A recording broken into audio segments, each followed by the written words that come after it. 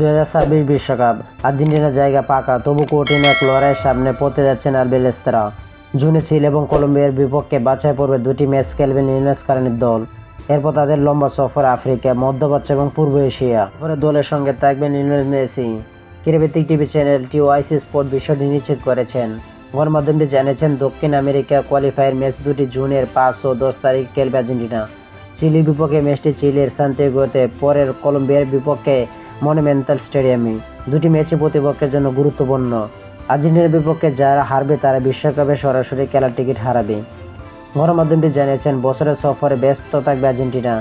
Asia ও আফ্রিকার 4টি friendly match খেলবে বর্তমান চ্যাম্পিয়নরা। এর মাঝে নভেম্বর অ্যাঙ্গোলার বিপক্ষে একটি ম্যাচ, এশিয়ার কাতারে একটি ও দুটি চীন।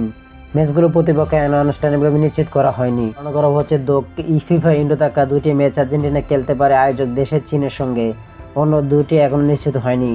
এশিয়া সফর শেষে আফ্রিকা অ্যাঙ্গোলায় যাবে লিওনেল মেসির দল।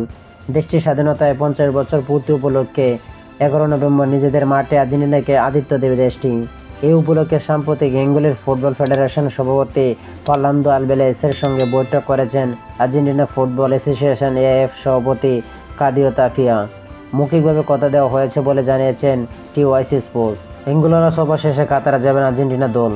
মধ্যপ্রাচ্যের এই দেশে 2022 সালে নিজেদের তৃতীয় বিশ্বকাপ শিরোপা জিতেছিল তারা। এবার সেখানে একটি প্রীতি ম্যাচ খেলবে লিওনেল স্কেলানির দল। কাতার সফরে প্রতিপক্ষ এখনও চূড়ান্ত হয়নি। প্রতিটি দলের সফরে থাকবেন মেসি। বিশ্বকাপ বাছাই পর্বে আর্জেন্টিনা বাকি 4টি ম্যাচ চিলি, কলম্বিয়া, ভেনেজুয়েলা ও ইকুয়েডর। আনুষ্ঠানিকভাবে হবে এই জুন ও সেপ্টেম্বরে।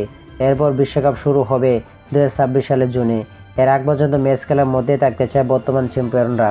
আশা করি আপনারা সকলে বুঝতে পারছেন। যারা যারা আমার চ্যানেলটি পাশে নেই সবাই আমার চ্যানেলটি সাবস্ক্রাইব করে আমার পাশে থাকবেন এবং ভিডিওটা ভালো লাগলে লাইক এন্ড শেয়ার কমেন্ট করবেন। সকলকে ধন্যবাদ।